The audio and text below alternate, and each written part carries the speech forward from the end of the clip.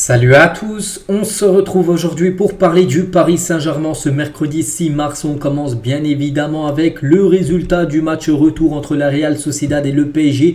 Et le Paris Saint-Germain a fait le match qu'il fallait hier en Espagne et s'est imposé 2-1 du côté de la Real Sociedad, score cumulé 4-1 pour le PSG. Donc oui, le PSG se qualifie pour les quarts de finale et c'est mérité parce que vraiment ça a été une double confrontation totalement maîtrisée bien sûr par les Parisiens. Donc le buteur seulement côté PSG hier parce qu'il a marqué un doublé, c'est bien sûr inévitable Kylian Mbappé.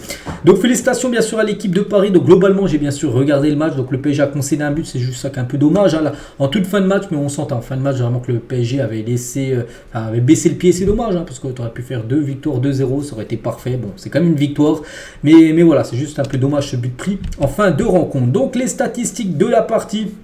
Donc le PSG a eu beaucoup d'occasions, surtout en première période, en début de match. Le PSG aurait même pu marquer 2 ou 3 buts dès la demi-heure de jeu, parce qu'il y a eu quand même des énormes occasions. Bref, donc les stats, bon, la possession côté PSG, les tirs un peu plus côté Real Sociedad, tirs cadrés plutôt côté PSG, 7 tirs cadrés pour le PSG, 6 tirs cadrés pour la Real Sociedad. Je pensais que la Real Sociedad, surtout chez eux, allait vraiment faire un match, une grosse pression sur le PSG. Ils n'ont rien fait hier. Bon, tant mieux, bien sûr, tant mieux, parce que je l'ai dit, attention aux 20 premières minutes. Mais les 20 premières minutes, il n'y a rien eu. Surtout le PSG, les gars, qui avaient les plus grosses occasions et qui maîtrisaient le jeu, alors que je pensais qu'ils allaient reproduire le même genre de match qu'ils avaient fait au match aller. Souvenez-vous, ils avaient mis une grosse pression au PSG. Le PSG a un peu de mal en tout début de match au Parc des Princes, il y a 3 semaines. Bon, pas du tout, ils n'ont pas mis de pression. J'ai pas trop compris. Tant mieux, bien sûr, parce que ça s'est plutôt bien passé, même très bien passé avec cette victoire 2-1. Et la dernière fois que le PSG a remporté les 2 matchs lors d'une double confrontation, parce que c'est pas souvent, finale de Ligue des Champions, c'était en 2016 contre Chelsea. Le match aller avait été gagné et le match retour avait été également gagné. Sinon, le PSG s'est déjà qualifié en quart, mais des fois, il y avait une victoire, puis l'autre match, c'est soit une défaite ou soit un match nul. Mais le PSG avait réussi quand même à se qualifier. Donc voilà, seulement 3e fois de son histoire que le PSG arrive à gagner 2 matchs d'élimination directe. Enfin, même confrontation, on peut dire. Leverkusen en 2014, Chelsea en 2016 et la Real Sociedad en 2024. Du coup, qualification, je vous l'ai dit, pour les quarts de finale de la Ligue des Champions, ça fait plaisir parce que ça commençait à faire quelques temps, quand même depuis 2021. Une équipe comme le PSG doit au moins chaque saison viser au moins minimum, vraiment les quarts de finale. Ça c'est vraiment un truc minimum. On sait que les 2 dernières années ça a été échec. Bon, la saison dernière il n'y a rien à dire, contre le Bayern, on me souvient très bien la double confrontation, le PSG n'avait pas été à la hauteur, donc là il n'y avait rien à dire.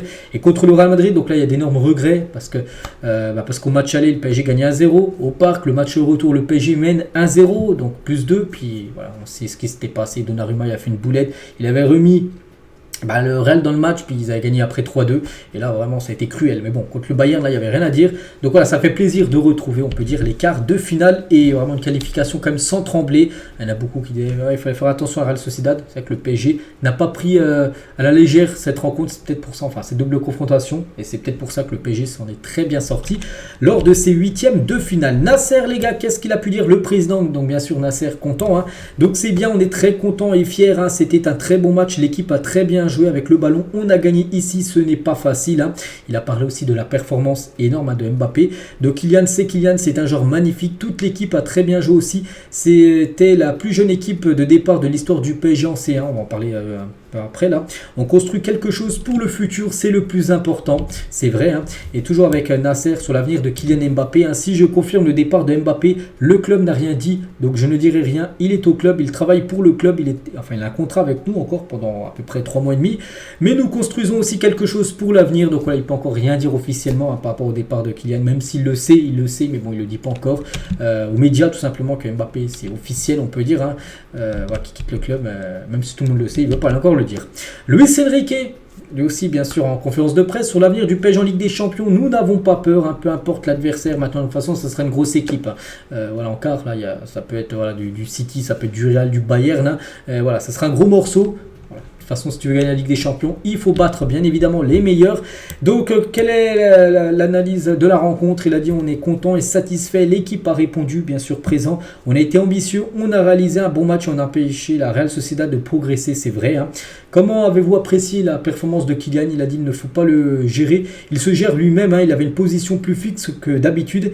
Il était plus sur l'aile gauche pour lui laisser plus de liberté devant le but. Il est létal, c'est vrai qu'il a eu des occasions. Il a a même pu marquer un triplé avec un peu plus de réussite, surtout si le gardien n'aurait pas arrêté, on va dire, sa frappe aussi qu'il a eu en première période sur un centre de Bradley Barcola, mais on l'a doublé, rien à dire bien sûr. Belle performance de Kylian, hein, toujours avec Luis Enrique. Donc mes équipes sont toujours très agressives, on presse avec 45 mètres dans notre dos sans être intimidé. On peut avoir de meilleurs résultats, mais ce n'est pas un souci pour moi. On peut battre n'importe qui, les matchs importants arrivent et on n'a pas peur.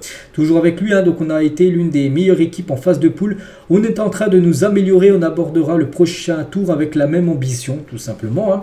Quel est votre objectif en LDC? Il a dit, il y a une chose, hein, personne ne nous bat dans l'ambition, personne n'a autant d'ambition que nous, hein, et on n'a jamais gagné la Ligue des Champions. Il faut demander aux rivaux s'ils veulent tomber sur le PSG, aucun ne dira oui. Hein, c'est vrai que c'est une équipe que les autres équipes, on va dire, veulent éviter tout simplement. Hein. Enfin, le PSG bien sûr. Dembélé a été placé en milieu de terrain. Pourquoi? C'est que Dembélé a un peu la surprise au début de match. On pensait qu'il allait jouer comme d'habitude sur son couloir droit. Non, il était en plein dans quasiment au numéro 8 en mode relayeur. Il a dit notre objectif était de générer de la supériorité. Donc c'est pour ça qu'il a préféré pas qu'il s'exile sur le côté, mais plutôt qu'il vienne un genre de plus, on va dire, au milieu de terrain. Donc on a eu des options d'être face au but. L'équipe a été formidable. Nuno Mendes a été aidé et la Real n'a pas pu résoudre cette supériorité. Hein. Pouvez-vous remporter la Ligue des Champions, l'a dit Enrique, hein, depuis que je suis arrivé, c'est le trophée à gagner. C'est une pression pour nous, mais on n'a aucune peur. Hein. On se met la pression nous-mêmes. On était l'équipe la plus jeune en phase de poule. Cet objectif doit rester une ambition, bien sûr, hein, pour cette saison, de gagner la Ligue des Champions, même pour les années futures. Et regardez les entraîneurs avec plus de 20 matchs, plus de 20 matchs avec le plus grand pourcentage de victoires dans toute l'histoire de la Coupe d'Europe. Luis Enrique, quasiment en premier, hein, c'est Jupp Heynckes qui est le premier avec 69% de victoires en Coupe d'Europe.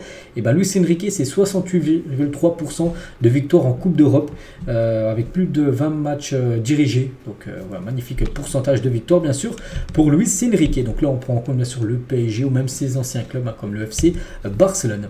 Le coach Alguacil, le coach de la Real Sociedad, qu'est-ce qu'il a dit, hein? Donc on a vu un PSG formidable avec une très bonne attitude, avec un pressing haut. Ils peuvent arriver en finale de Ligue des Champions, c'est une équipe incroyable. Voilà, très beau message, hein. Il est déçu, hein, bien sûr, mais il aurait pu dire le PSG ne mérite pas, non. Il a dit que le PSG mérite totalement, bien sûr, sa qualif et que c'est une équipe qui peut aller jusqu'en finale de Ligue des Champions. Bien évidemment, on leur souhaite bonne chance, bien sûr, hein, à la Real Sociedad pour la suite de leur saison en Liga. Kylian Mbappé, maintenant, bien sûr, on va parler de Kylian. Homme du match, logique, il a marqué le doublé. Il remporte ce prix du meilleur joueur du match et il nous a fait un gros match, hein, bien sûr. Kylian Mbappé. Donc félicitations à lui, on peut voir quand il s'est pris en photo son selfie bien sûr avec ce trophée et avec son doublé, il monte son total à 18 buts inscrits lors des matchs à élimination directe en Ligue des Champions. Alors, on peut voir qu'il n'y en a plus beaucoup devant lui, hein. Il y a seulement 5 joueurs qui ont marqué plus de buts que lui en Ligue des Champions lors des grands matchs, hein, lors des matchs à élimination directe. Donc félicitations bien sûr à Kylian Mbappé. Et cette saison, toute compétition confondue, Ligue 1, Ligue des Champions, Coupe de France, 34 matchs, 34 buts. Il a marqué une moyenne d'un but par match. On peut rajouter aussi des passes D, 7 passes D en plus. Hein. Il est encore en train de nous réaliser une saison exceptionnelle. On sait qu'il va quitter le club en fin de saison. Donc bien sûr, ça va être un gros manque, hein, pour trouver quelqu'un qui sera aussi décisif que lui. Hein.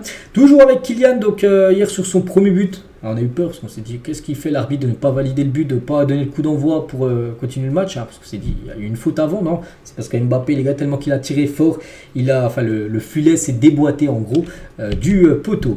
Et Mbappé, donc hier, il a signé hier soir une vitesse estimée à 10,9 secondes sur 100 mètres, hein, donc c'est quasiment une seconde de plus que le record du monde d'Usain Bolt, donc Usain Bolt 9 secondes 58, donc lui il a 10 secondes 9 sur 100 mètres, c'est exceptionnel quand même, surtout pour un footballeur, surtout c'est pas la même surface, hein.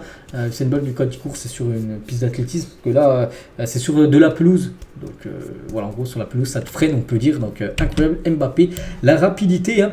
Et il a dit Mbappé à la fin du match, on est très content, c'était l'objectif bien sûr de se qualifier, on voulait se qualifier mais aussi gagner, se rendre le match un peu plus tranquille, c'est ce qu'on a fait, on avait un plan de jeu qui était clair, on a su marquer rapidement, on ne s'est pas mis en grande difficulté, on savait tout de suite qu'il ne fallait pas dormir, un 2-0 c'est un score un peu traître, s'ils avaient ouvert le score ils auraient pu pousser avec le public, hein, c'est vrai, donc il fallait tout de suite doucher les espoirs, c'est ce qu'on a fait, c'est surtout lui ce qu'il a fait, hein, Kylian, hein. Sur sa relation avec Luis Enrique, parce qu'on sait que ces derniers temps, hein, voilà, il sort souvent, surtout en Ligue 1, il finit plus les matchs, hein. Très bien, il n'y a aucun problème avec lui, même si les gens peuvent penser qu'il y a un problème, j'ai bien des problèmes, mais le coach n'en est pas un. Il n'y a pas de problème, hein, tout va bien entre lui et Luis Enrique. Et je n'ai pas de message particulier, c'est juste que je veux toujours jouer la Ligue des Champions, que j'essaie de toujours performer. Parfois j'y arrive, parfois non, mais je ne serai jamais un joueur qui me cache, hein, voilà, lors des rencontres. Hein. Donc voilà ce qu'a pu dire, hein, Kylian. Hein. Et cette saison, Kylian, il est co-meilleur buteur de cette édition de la Ligue des Champions avec Harry Kane qui a marqué également un doublé hier soir, hein, contre la Lazio. Ils ont gagné 3-0 le Bayern, donc voilà, les deux meilleurs buteurs actuellement. Il y a Mbappé qui en fait partie. Et Mbappé toujours, hein, l'irremplaçable en une du journal L'équipe aujourd'hui, hein, parce que c'est très compliqué de le remplacer après son départ, hein, en fin de saison. Toujours sur cette rencontre, c'est pas fini. Regardez les notes aujourd'hui dans le journal L'équipe. On peut voir la plus haute note, hein, c'est Mbappé, note de 8. Hein. Hakimi a déçu, note de 4. C'est vrai qu'Hakimi, il a perdu beaucoup de ballons. Ça n'a pas été un grand match encore d'Hakimi. Hein. En plus, il a pris un jaune. Hein. Il sera suspendu pour le quart de finale. Allez, Bradley Barcola qui est sorti à la mi-temps, remplacé par Cogni aussi. Il n'a pas fait une bonne première période, une note de 4. Sinon, il y a des joueurs qui ont été bons. Beraldo, les gars, on va parler juste après, très bon. Donnarumma, Hernandez, Vitinho, même Zeremri. Hein. Ils ont tous fait un match très correct. Donc là, c'est dans le journal L'équipe, dans le journal Le Parisien. Donc voici les notes obtenues, hein, qu'ils ont pu mettre aujourd'hui les journalistes du journal Le Parisien par rapport à l'équipe du PSG.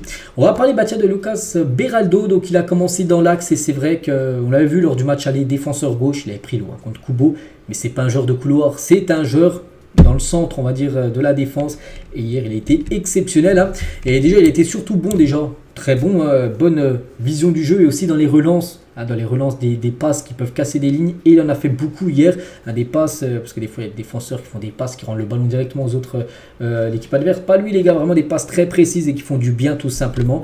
Donc, très belle partie de Beraldo. Mon match, hein, je me sens vraiment bien. Mais ce n'est pas seulement moi, c'est toute l'équipe qui a très bien réussi à remplir son rôle. Hein. Tout le monde a réussi à bien exécuter ce que l'entraîneur nous proposait. Et nous avons réussi à remporter la victoire. Il a également dit, hein, je suis très heureux de jouer la Ligue des Champions. Et maintenant, pouvoir jouer les quarts de finale, c'est un rêve devenu réalité, bien évidemment. Hein, donc voilà, on est très content pour lui. Et par rapport à sa sélection en Brésil, parce que là il a été appelé par le sélectionneur brésilien, il a dit, hein, j'ai été très excité de voir mon nom lors de la convocation pour la sélection brésilienne. On continue avec Vitinha. J'ai trouvé vraiment très bon Vitinha. Bon, il a perdu quelques ballons, mais il en a touché énormément. Je crois que c'est d'être l'un des joueurs qui a touché le plus de ballons hier. Et vraiment pièce maîtresse au milieu de terrain. Vraiment, il joue simple et c'est ce qu'on veut au milieu de terrain. On ne veut pas un joueur vraiment qui porte le ballon, voilà, qui perd des ballons au plein milieu, surtout au milieu, il ne faut pas perdre le ballon. Donc lui, il le fait bien quand même, Vitinha. Hein. Et il a dit, hein, tout est possible dans cette Ligue des Champions. On a dit que c'était depuis le début de la saison, c'est difficile d'arriver jusque-là, mais on en veut encore plus. Hein. Ce soir, on a eu la supériorité au milieu. C'était la clé du match. Hein. C'est peut-être pour ça que Luis Enrique, je l'ai dit, a mis Dembélé milieu de terrain également pour avoir plus de monde au milieu de terrain, pour en gros, on ne voit pas le milieu de terrain en gros de la Real Sociedad. Vitinha sur Mbappé, on est tous très heureux de lui. C'est un privilège bien sûr de jouer avec Kylian. Il a encore été décisif, on veut qu'il soit toujours comme ça. Il nous impressionne toujours, il fait comme si c'était facile. Hein. Mais on sait que c'est difficile bien sûr sur le terrain, bien évidemment. Hein. Et tiens, en parlant de cette équipe, parce que hier le PSG, on a parlé avec Nasser, il a dit que c'était l'équipe la plus jeune, c'est vrai. Hein. Avec une moyenne d'âge de 23 ans et 361 jours, le PSG a aligné hier soir face à la Real Sociedad le plus jeune 11 de son histoire en Ligue des Champions. Ah, c'est fou, donc là c'est pour le futur, et déjà pour le présent mais aussi pour le futur. Plus jeune équipe de l'histoire du PSG à avoir été alignée, hein, pour une rencontre de Champions League. Et bien sûr, ce qui a fait baisser la moyenne, Zeremri, hein, il a toujours 17 ans, il aura 18 ans, tiens, après-demain le 8 mars. Hein. Et Zeremri, hein, ce qui nous attend, c'est la meilleure partie de la saison. On va tout donner pour tout gagner et c'est l'objectif. Hein. Il parle de Mbappé, donc c'est un joueur très investi chaque jour à l'entraînement et en match. Hein, c'est un joueur de classe mondiale. Aujourd'hui, il en met 2 et on est tous très contents. Toujours avec Mbappé sur ce que c'est un joueur de classe mondiale, il est très investi à l'entraînement et en match. Hein. On a bien préparé le match, c'était l'idée du coach de mettre Ousmane dans l'axe, hein, et ça a très bien marché, même si Dembélé a perdu pas mal de ballons. Il y avait quand même un joueur en plus, puis ça met en difficulté le milieu de la Real Sociedad, donc cela nous a permis d'être libres sur les côtés. Et Zeremri, tiens, sur sa prolongation, il a dit c'est quelque chose dont je ne m'occupe pas trop. Je vais fêter mes 18 ans vendredi, donc après-demain. Je suis très content, mais je vais continuer à rester concentré sur ce que je fais sur le terrain, donner le meilleur pour le PSG. Donc il en pense pas, il ne pensait pas trop à ça, sa prolongation, mais après-demain, normalement, ça sera officiel. Hein. Il va bien prolonger de 5 ans du côté du PSG. Ça va être son cadeau, on peut dire, pour ses 18 ans. Et ça sera mérité, bien sûr, pour Warren. PSG Community, regardez ce qu'ils ont mis un peu du résumé du match. Hein, donc qualification à l'aise, hein, c'est vrai. Hein, le match deux matchs ont été plutôt très bien géré. Beraldo, très bon, ok. Très bonne entrée de Canguilhy en seconde période, qui a bien remplacé, Bradley Barcola. Donnarumma, intraitable. Bon, il y a eu ce but, j'ai dit en fin de match, c'est dommage. Donnarumma, il aurait voulu faire, bien sûr, un clean sheet. Ousmane Dembélé, moins bien, du déchet, ça c'est vrai. Bon, après, il a joué plus dans l'axe, donc quand il est sous le couloir, des fois, il a le temps quand même de voir venir le défenseur, alors que là, il y avait directement les milieux qui étaient sur lui, donc bien sûr c'est peut-être pour ça qu'il a perdu plus de ballons. Bradley Barcola en dedans, c'est qu'il n'a pas été super bon, c'est pour ça qu'il a été remplacé à la mi-temps par, je dis Canguilhy qui a bien joué. Nuno is back, donc Nuno Mendes, titulaire depuis 11 mois, ça fait plaisir. Kylian, on a parlé tout à l'heure, puissance 2 et job effectué, il fallait la qualif, on en parlait depuis décembre, depuis le tirage au sort, c'est un bon tirage, et voilà, si on fait le bilan, oui ça a été un bon tirage et une très belle double confrontation gérée par l'équipe.